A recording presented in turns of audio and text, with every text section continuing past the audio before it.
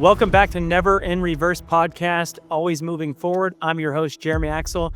Today we have a very special guest, Bill Blankschaen. And as human beings, we're story beings. We're driven by story. From our youngest age, we want stories and more of them. Stories give us context for how we interpret reality. And what I have found is that so many of us were not intentional about the story we're presenting. This gentleman is going to uncover storytelling in life and give the framework and understanding of what that really means to be living it inside of yourself authentically and making sure that the outside world and the inside world match. Storytelling can be a very nuanced, complicated process. Over the years, what I learned was there's really only 5 elements to a good story. First one is attention. After attention is tension. Only then can you move to what I call the connection phase. And then the 4th piece is the solution phase. And then finally, action. So welcome to the show, Bill Blankschaen.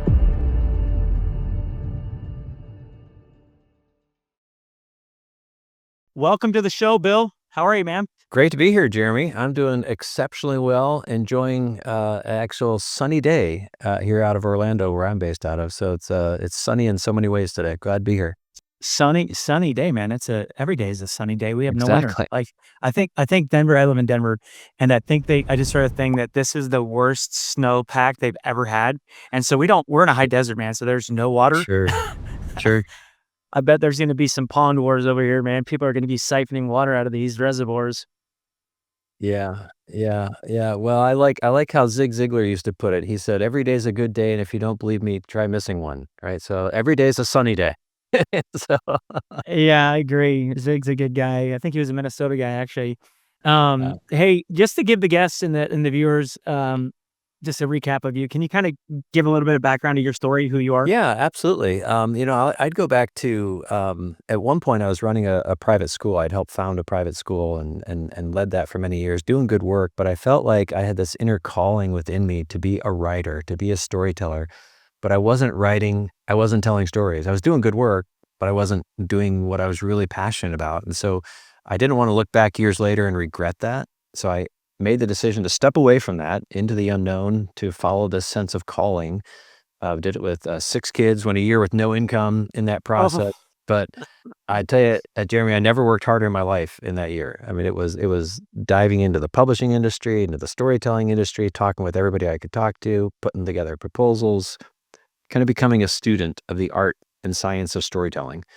And out of that, through that time, there were so many excruciating days through that. On the one hand, I was doing what I loved to do and enjoying it. On the other hand, I was wrestling with those fears of, man, would we be living under an overpass somewhere out of a cardboard box before too long?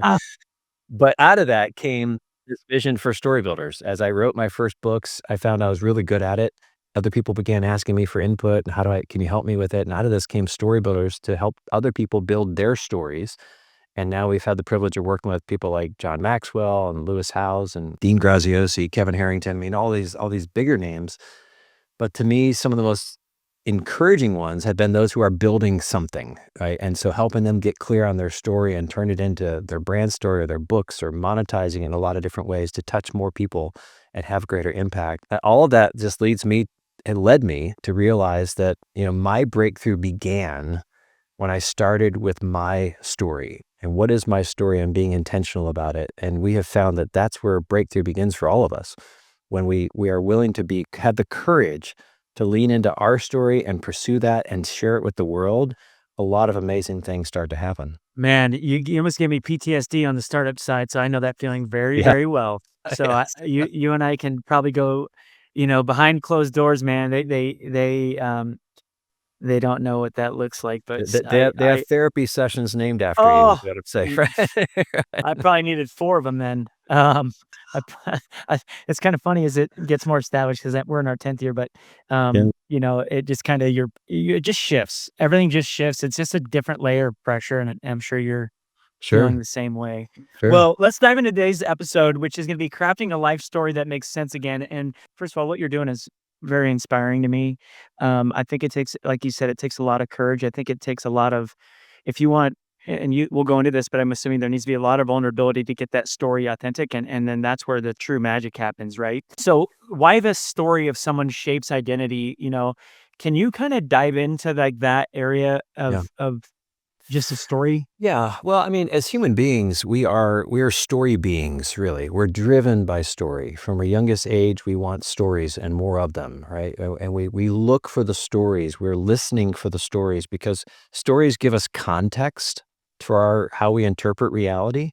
And so, when we encounter someone, one of the first questions I ask is, "So, what's your story?" Right? And that's often where we first go. Tell me about you. Where do you come? Trying to figure out how do we perceive this person or this brand or this organization. And so we're always looking for that. And what I have found is that so many of us, whether entrepreneurs, business professionals, thought leaders, we're not intentional about the story we're presenting. People are getting a story from working with us, but we're not presented about how we're presenting it, and we're not intentional about the story that we're living. Mark Twain used to say that he used to call it a soap bubble life. That so many people live lives of this. Thoreau called it lives of quiet desperation, but Twain's image of that people live life as if there were soap bubbles floating around and glittering and shimmering and then popping, and then it's over instead of an intentional life, an intentional story that truly becomes one that's worth telling as the years go by and as the legacy they leave. And so I think it really is about being intentional about that and recognizing we're all wired for story. So intentionally living out the story that we want to live out differs very greatly from how most people approach it. I think the biggest thing that what you're saying and what I've understood is just like making sure that you're living authentic life, right? Like being, you don't, a lot of people, and I'm going down this journey just to be open with you. I'm in a journey right now of like deep, deep self discovery, and I want to push myself and I want to ru- get my edges roughed out. But I want my story to be extremely authentic with the good, bad, and indifferent. I think a lot of people withhold information, which is where the power sits because it's a scary place to Sure. go, or we've been told that depending on, how you're raised to not say those things, toughen up. I mean, all those, layers and chinks in your armor are what make the story great. And I think because that's how people relate, right? They heal and they relate and connect to people that have gone through similar things or but I just think that authentic, I always say like the tail and the mane of the lion match, right? Like you go home and you go in the public and you don't have a shift. I think is that true kind of on that identity of this? Is that important to you guys as you go through this exercise? It absolutely is. I think yes, we're talking about is being vulnerable with your story, talking about those tension points, the challenges, the pain, the failures and that certainly is very much a part of it. And people are drawn to that. We tend to think that people are drawn to those that have the perfect lives or seem to have the perfect lives. And so we tend to think, well, my life isn't perfect, therefore people aren't going to be drawn to my story, which is again a false story that we're telling ourselves. But that sharing that is important, but what's more important is sharing that in a way that actually serves the people you're trying to serve. Right? So it isn't just I'm just going to have a public therapy session and dump out all my troubles on the world. You know what I mean? It's sharing it in a way that strategically serves their needs. And that I think is one of the most powerful things is that we have to shift it from we have to realize that your story is about you, but your story is not for you. And that Mm. becomes a critical differentiator of what do I tell about my story? What do I not tell? Well, the deciding factor is will it serve them? Will it help them with what they want? Will it accomplish that strategy? And if not, then it needs to get edited out and it doesn't make the cut. So what about, I'm in this phase, just as I said, and outgrowing that. Maybe there's some things that you've been not living within, and you're just starting to make these transitional shifts in life, and you're outgrowing that story. You're pushing yourself to the next level. You're getting around people like yourselves that can help you maybe uncover what the real story is that you've been always wanting to live. What does that look like? The discomfort and that, basically we're on automation. Everyone's living that. We kinda have these habits and they just come up and I find those in myself where they just keep coming up. You're like, "Man, I wanna work on that. Why am I doing that?" But outgrowing that story, what does that look like for you is you kinda get people moving through your cycle? Well, I think the place to start is with what I call your meaningful message. What is the message that burns within you that you're passionate about, that you would love to share more of, and that people need to hear in order to make their lives better, in order to make the world a better place? And when you drill down into that and really get clear on it, then that meaningful message kind of becomes the tip of the spear, or the engine that's driving you forward. And as you know, as in the entrepreneurial space, you're going to need that engine. You're going to need that fuel for the journey when it does get difficult, when it does get tough. So, for example, my meaningful message is simply this: every story matters. That's what drives me. That's what fuels me. That excites me to think about it. It taps into something very deep in terms of my core beliefs about the nature of reality and people and the world and all of that. And so that's what drives me forward. And so from that, because I believe every story matters, then I can derive what are my core values from that, and what are we trying to do? Where am I spending my time? How am I presenting that to other people? And it gives a very clarifying focus of, all right, there are a lot of things I could do, but are they helping that message? Are they helping getting that message out and allowing me to spend more and more time in that space, helping people realize that message? So that's interesting. So let's just say that I go through this process and what does that look like? Because I know that there's always room for improvement, and I have a story, right? But to make sure that that story is something that people really want to hear, sometimes the story's there, but it's kind of like all over the place, or it's not being presented correctly. How do you walk that line of like being real and authentic against the story to make sure that wrapper kind of Yeah, yeah. gets the people that you want to serve engaged? Well, I think it would be most helpful. I can answer that by walking you through the storytelling structure that we use. It's Sure. this five-part structure. I'll keep it simple. The whole point of it is to keep it simple, because storytelling can be a very nuanced, complicated process. And so what I over the years, what I learned was there's really only five elements to a good story. And so the first one is attention, and that is, what is it that the audience I want to serve, that I'm trying to reach, what is it that they want?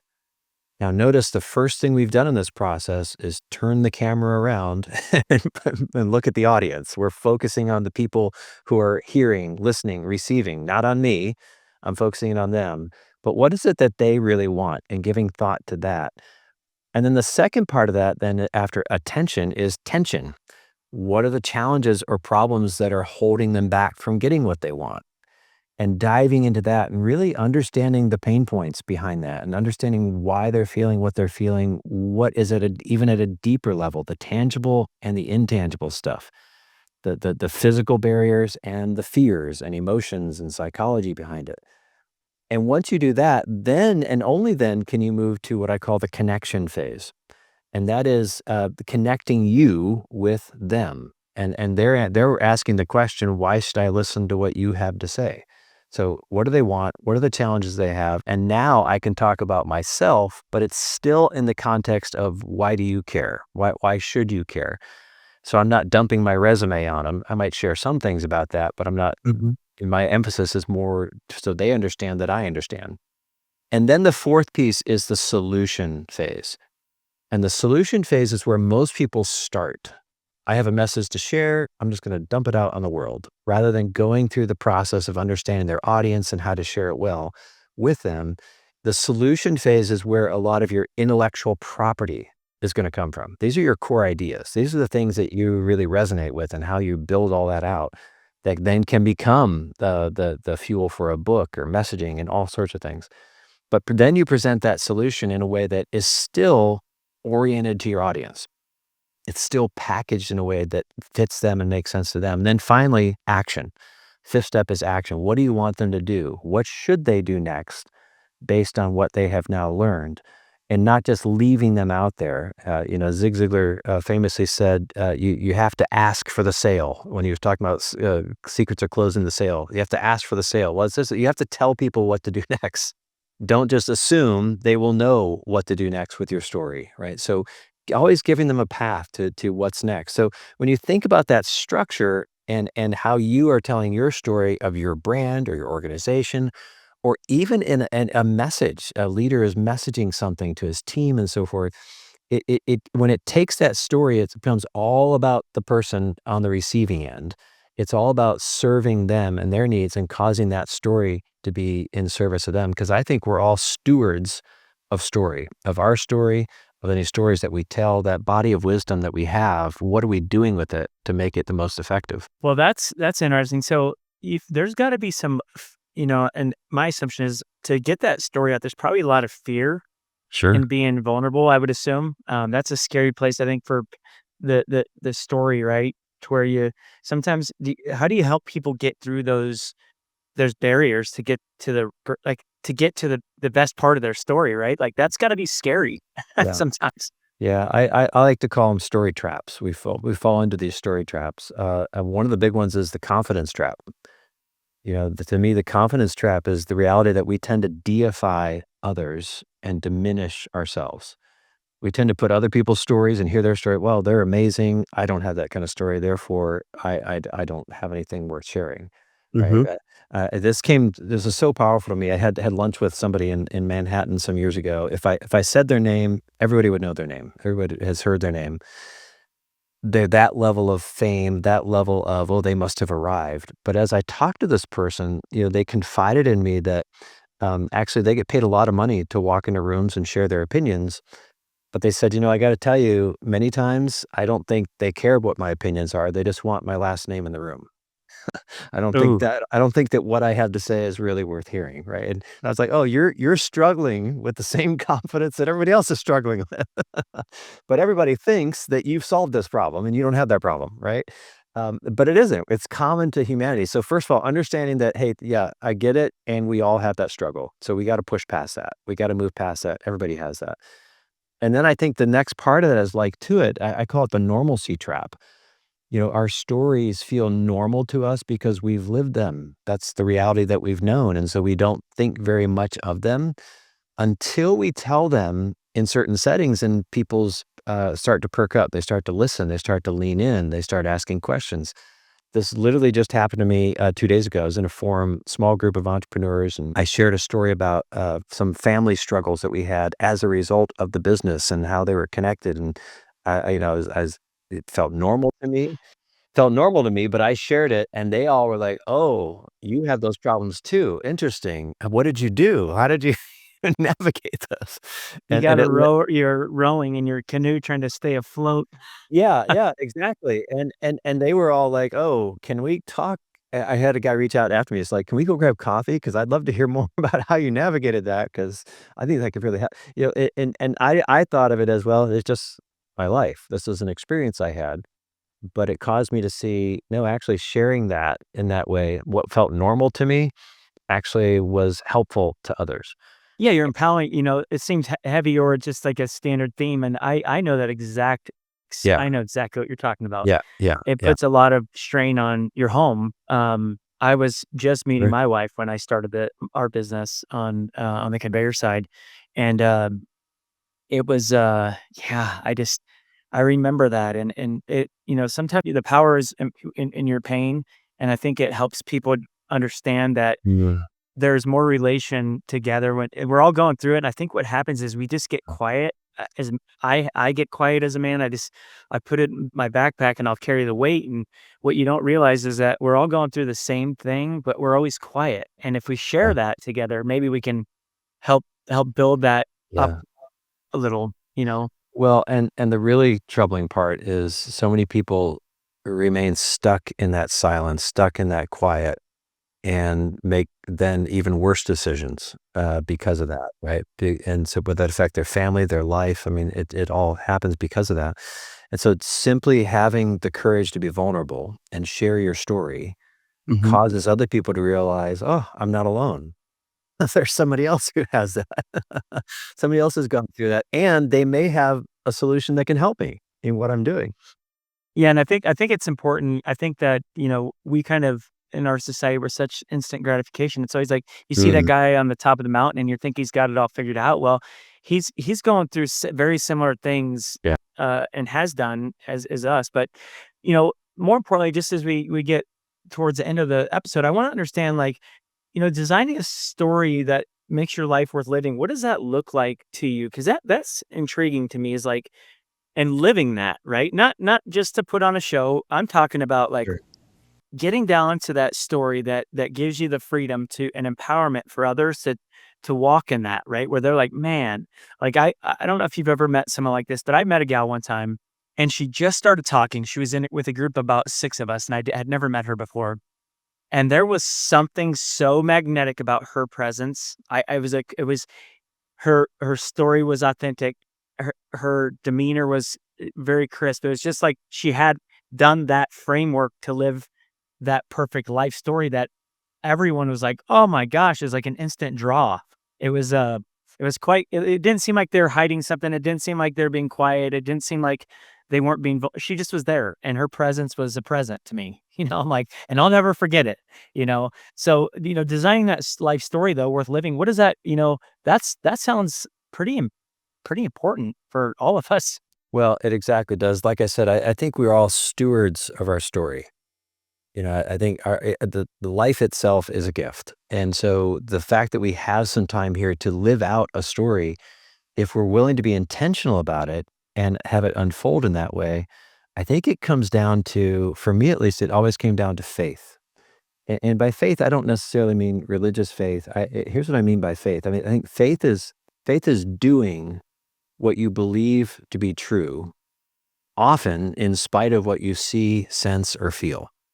Right. So faith is doing something. I like to say that you never know what you truly believe until you act on what you believe. Up until that point, it's all just words and fluff until it's tested. Right. Faith isn't faith until it's tested. And so once you run up against something difficult, you have to resort to, all right, what do I believe to be true, and therefore what am I doing based on what I believe to be true?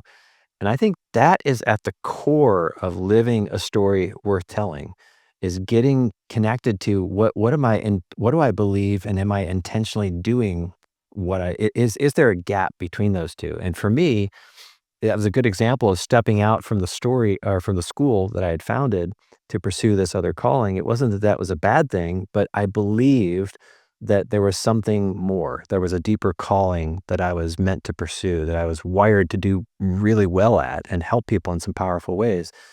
And because I believed that, then I had to do something about it. Right. So I had to take action of it if I believe that to be true. And so I think that's really at the core of what it means to avoid living that soap bubble life. And to me, it's really a faith-focused life. It's am I living what I believe and acting out that in an authentic way that really begins to drive that stewardship of my story in a powerful way.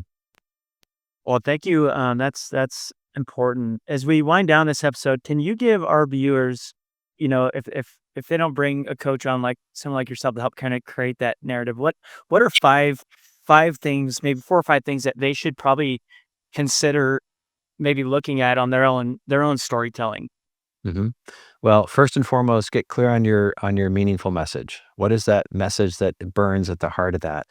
And I think you can make a lot of progress by asking this question. This is a variation of a question that we use at the start of any book project or story project. And it's this: if you were to leave the earth tomorrow and your life was over, and people forgot 99% of everything you did, said, anything like that, they're totally gone, wiped, except for one thing. What is that one thing that you would want to remain, and you would want when people think of you, they thought of this message, this statement? And I think when you get clear on that one thing, that becomes a super powerful propellant to go forward. That's the core of that meaningful message. So first of all, I'd say start with the meaningful message. Second, figure out where is it that you want to go. Like what is it that you're wanting to accomplish? What is it you're trying to build? Like what is the strategy of where you might want to build? And so I talk about in your story advantage, you can build your entire story ecosystem, getting clear on your story and books and monetizing your brand in so many different ways. But I think that's where it comes from. So getting clear on your message, figuring out where you want to go, and then I think the third thing is putting together a plan to move forward, and then just working the plan. Um, Probably the most, I know you said things that people can do on their own, but I think one of the most powerful things they can do is realize that if you want to elevate, you have to collaborate, right? Because I think that's one trap many people fall into, is thinking, I've got to do all this on my own. I've got to carry it all on my own. And it's just not possible for one person to do all I do these. that. Right? Yeah. And so you have to be willing to reach out to other people and say, can you help me?